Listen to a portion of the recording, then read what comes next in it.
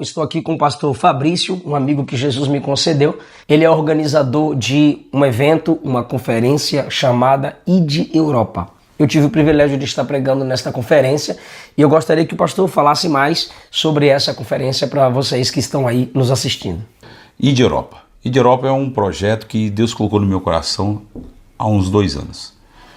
Após pandemia, nós fomos analisando a situação da Europa, e a grande maioria dos países europeus não atinge 2% de evangélicos no país. Tá aí o primeiro motivo para você entender que é necessário uma obra missionária na Europa. Muitos dos nossos pastores, corretamente, têm um coração sensibilizado para enviarem finanças para a África.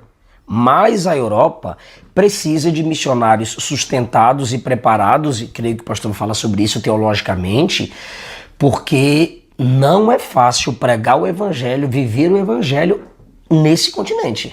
Não é fácil, pastor, porque é um povo que conhece a Bíblia. Vamos falar conhece os textos bíblicos, mas já não acredita nos textos bíblicos, por situações que passaram, vamos colocar assim, há muitos anos atrás. Mas quando se fala missão em Europa, muita gente confunde euro com missão. Porque por ser euro, acha que aqui as coisas são mais fáceis. Depende de quem está fazendo missão, ou quem está no trabalho aqui, levando a palavra de Deus. Porque, pastor, o senhor falou euro, Europa, é verdade. Quando eu postei alguns banners da minha agenda aqui, algumas pessoas falaram, é fácil fazer missão na Europa. Fala para nós as principais dificuldades que se enfrentam. Ou se eu falar, o senhor me corrige ou acrescenta, ou o senhor acrescenta aí. Primeiro, o endurecimento do coração de muitos pelas feridas do que a igreja fez no passado, principalmente a igreja católica. Da religiosidade do passado. A religião, a religiosidade. Segunda coisa, o senhor citou já, eles têm algum tipo de conhecimento. Sim. É igual Paulo falou dos israelitas naquele texto que a gente pregou em Romanos 10. Eles têm muito conhecimento de Deus, né? Os israelitas, eles tinham algum tipo de conhecimento de Deus, mas faltava a compreensão de que Cristo foi o enviado para a sua salvação.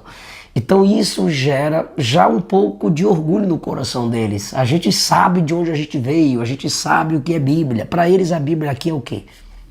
A Bíblia aqui é sempre um livro histórico, que não acredita como, não histórico, histórico. Meu Deus do céu. Ao ponto que todo colégio aqui é obrigado a ter a classe, a matéria de religião.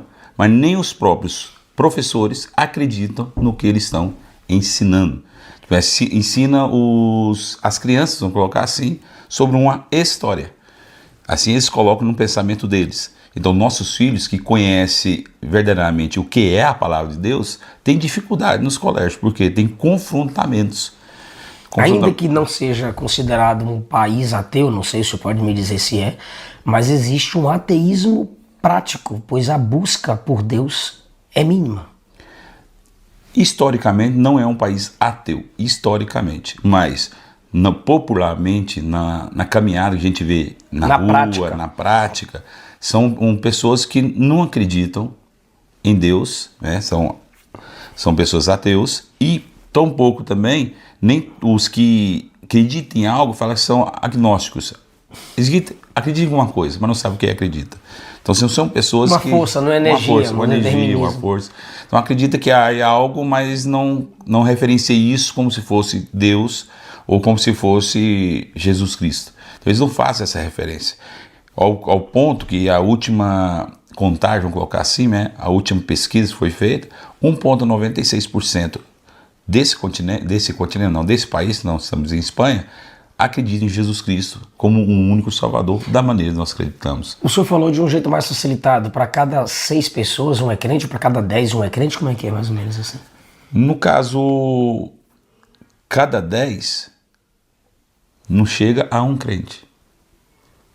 É fácil fazer missão na Europa?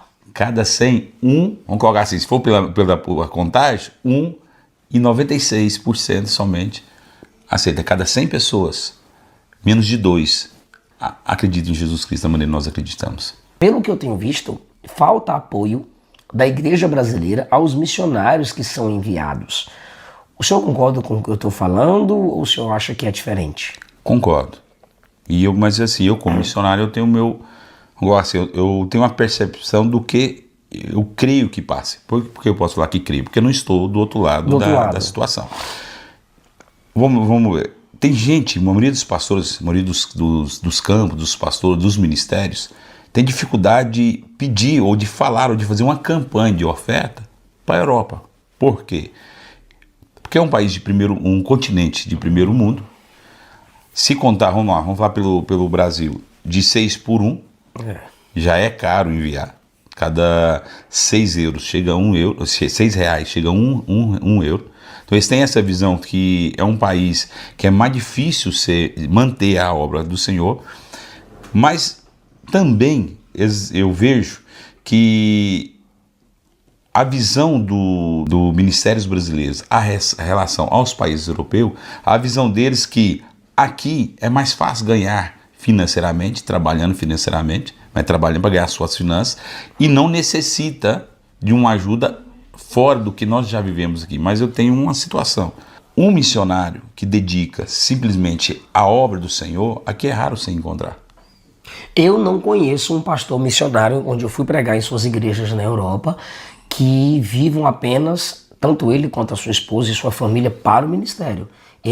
Ou ele ou a esposa tem que se dedicar a um trabalho secular para se autossustentar. Essa é a realidade europeia. Não são todos, mas a grande maioria é assim. Aí é onde vem um ponto. A grande maioria que dedica a obra de Deus num pequeno período e dedica o horário dele maior às coisas seculares, vamos colocar ao trabalho secular, ele não tem tempo de cuidar das ovelhas, ele não tem tempo de evangelizar da mesma maneira. Sim. Então, assim, ele se torna, com o tempo, não mais um missionário. Ele se torna um mantenedor da igreja, que ele dirige a igreja. Tipo assim, ele dirige as ovelhas e ele próprio mantém a igreja que ele dirige. Ao ponto que a grande maioria dos missionários que estão aqui hoje, eles desistem da verdadeira obra missionária. Eles param no tempo. Outra dificuldade. Claro que chegam homens de Deus aqui. Sim. Mas também tem muita gente aqui se dizendo pastor, pregador e missionário, sem chamado. Às vezes alguns têm chamado, mas não têm preparo. É aí que entra o projeto do ID Europa. Aí entra o projeto do ID Europa. Além da pressão espiritual que sofremos aqui na caminhada missionária, além desses momentos que nós vivemos, teve a pandemia. Com a pandemia, nós tivemos uma situação, a igreja europeia, a igreja missionária europeia, começou a passar uma dificuldade muito grande financeira. Lógico, como nós falamos, eu tenho 3 filhas. Nós começamos a pensar na família. Nesse momento dessa dificuldade que nós estávamos passando, eu comecei a fazer algumas observações. O que aconteceria com a obra que nós estávamos fazendo aqui, a obra missionária que nós estávamos levando aqui? Fazendo as análises, nós vimos que a dificuldade que é de vir outro missionário a nos substituir. Por quê? Eu sei o que eu passei. Eu sou um pastor que o meu ministério no Brasil nos dá base teológica para nos preparar a ser um pastor. Então meu ministério me preparou a ser um pastor. Teologicamente, cursos de obreiros. O meu pastor sempre deu bons exemplos, sempre nos ensinou muito bem. E começamos a pastorear. Eu e minha esposa começamos a pastorear muito novos. Então a gente pastoreou quase 4 anos no Brasil. Daí, tendo um preparo de pastoreio, dirigindo igreja, sendo coordenador de um campo, também preparo teológico e preparo não somente teológico, mas curso de obreiros. Fomos enviados como missionário aqui. Quando eu cheguei aqui, pastor Eliseu, percebi que eu não sabia nada. Percebi que eu precisava aprender muito mais para ser um missionário transcultural. Eu sabia pastorear, eu sabia a liturgia de culto, eu sabia a postura de um pastor, conhecia a palavra, mas missão transcultural não é somente isso. Missão transcultural, além disso, é compreender como levar a palavra de Deus naquele lugar que ele vive.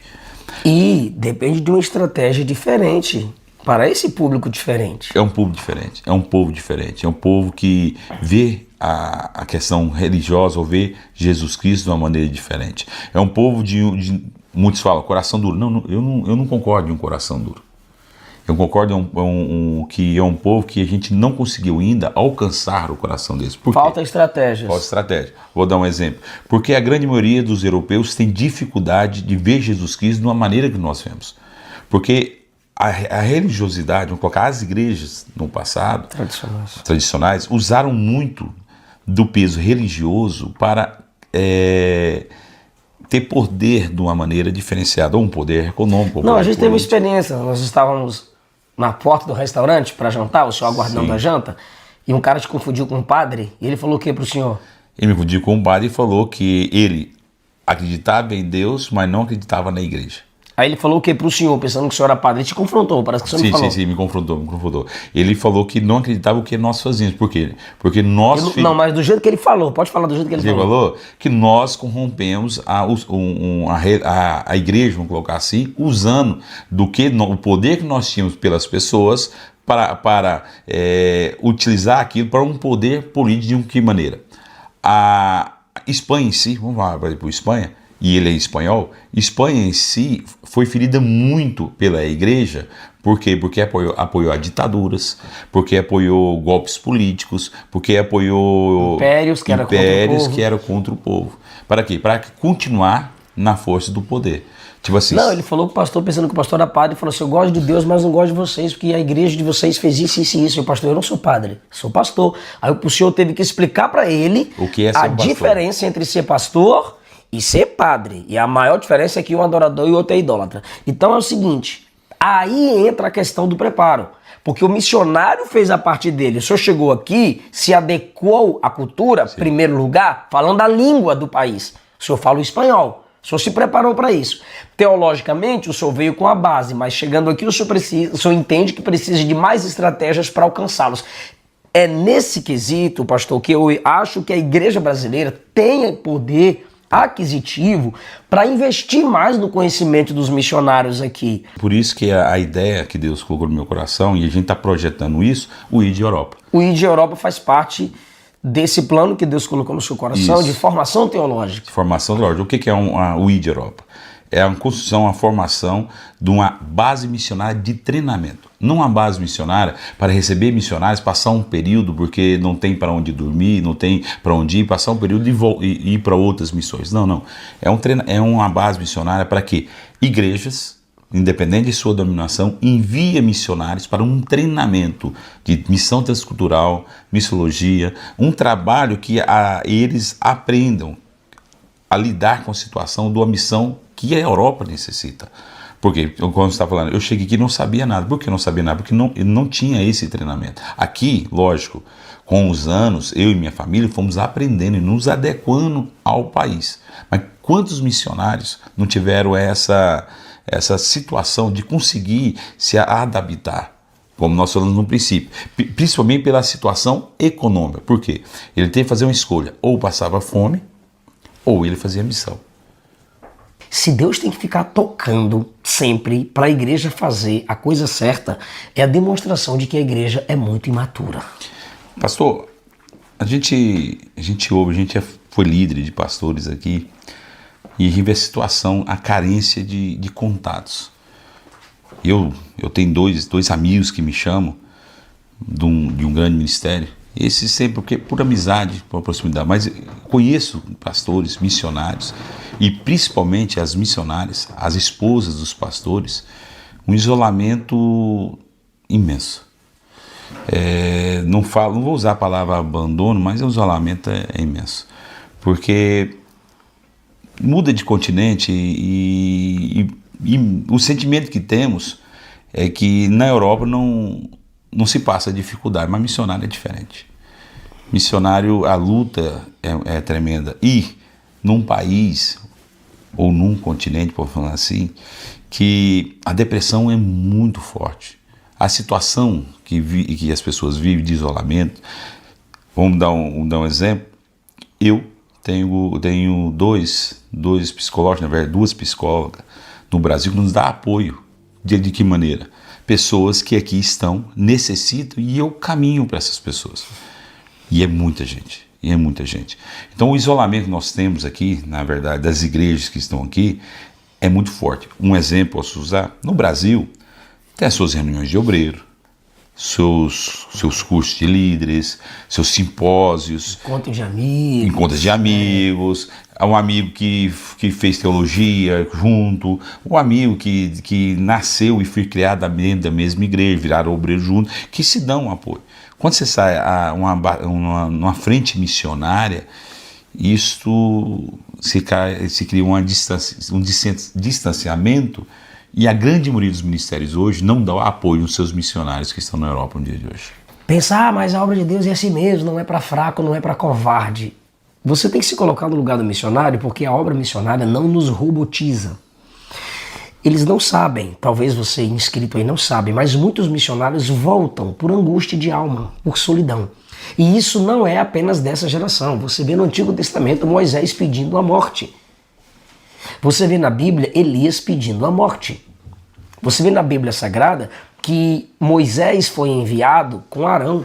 E depois Deus levantou Josué e Ur para o auxiliar. Elias, Deus disse, Elias, fica tranquilo, eu tenho mais 7.000, mas Eliseu vai andar contigo. E Elias ainda tinha escola de profetas. Então, sempre o missionário precisou de apoio de gente. Quando você chega no Novo Testamento, você tem Cristo Jesus. Jesus tinha 3, sempre próximos a ele. E Paulo não andava sozinho. Ou era com Barnabé, depois foi com Silas, depois foi com Timóteo, depois foi Tito, depois foi Epafrodito, sempre necessitando de alguém. Que é necessário. É necessário esse apoio psicológico. Paulo recebia cartas, Paulo enviava cartas. Os missionários precisam do nosso apoio, precisam da nossa oração, precisa de nossa oferta, precisa que a gente dê apoio teológico. Então vocês que estão me assistindo, fazer missões não é simplesmente ir para uma praça pública e pregar. Fazer missões não é entrar num avião, chegar no outro país e dizer só Jesus salva, seus deuses são falsos. Não, gente. É encarnar uma cultura e através dessa encarnação revelar Cristo no cotidiano, na prática de vida diária. É sentir a dor do país e apresentar o remédio. O pastor Fabrício vive isso, sofre isso, mas é um guerreiro de Deus, que quando eu quis criticar os europeus, ele não deixou não, como ele já falou aqui no vídeo. Não é que eles têm um coração fechado, é a gente que não encontrou a chave certa. E a gente precisa clamar ao Senhor para que dê sabedoria aos nossos missionários. E esse vídeo é para você que falou que pregar na Europa é fácil, fazer missão na Europa é fácil. A alma do africano tem mais valor do que a alma do europeu, pastor? Não, é a alma. É a alma, gente. Precisa de Jesus, precisa da graça do Evangelho. Não, e outra coisa que eu vejo, as igrejas brasileiras, como as igrejas que estão em toda a América Central, a América do Sul e a América do Norte, essas igrejas têm um débito muito grande com a Europa. Todos os grandes missionários saíram daqui e foram para lá. Grandes avivalistas. Grandes avivalistas. O conteúdo teológico que a gente tem saiu daqui. Dentro da Europa teve vários avivamentos e avivalistas. Espanha nunca teve, Portugal nunca teve e outros países da Europa nunca teve um grande avivamento. E Deus está contando com a gente. Está contando conosco para trazer esse nessa geração. Então fazer missão na Europa também é mais do que obrigação, é também gratidão. Aleluia. Só porque muitos só ficam referenciando e olhando, aí se vive bem. Aí tem um euro. Tem, para quem vem para trabalhar. É porque aqui, cara, a roupa não é tão cara como no Brasil. E o frio te obriga a se vestir bem. E aqui tem muitos locais bonitos. Então você tira uma foto com sua família num lugar bonito. Roupa aqui não é cara como no Brasil. E as roupas aqui vestem bem. Você aparenta bem com a roupa daqui que veste bem. No país de um clima bom, bonito, em locais bonitos, o cara pensa, tá rico. E quando fala de missão, é fácil. Se tem algo no coração para criticar a missão, vem fazê-la. Vem fazê-lo, é verdade. Vem conhecer. Minhas portas estão abertas da igreja para treinar os missionários que vêm, para aprender um pouco do nosso e fazer um treinamento. Mas venham, em vez de criticar, venham aprender um pouco. Deus abençoe, se inscreva no canal, deixe o seu like, compartilhe o vídeo. Até a próxima. Até a próxima. Muito obrigado, pastor. Obrigado, pastor.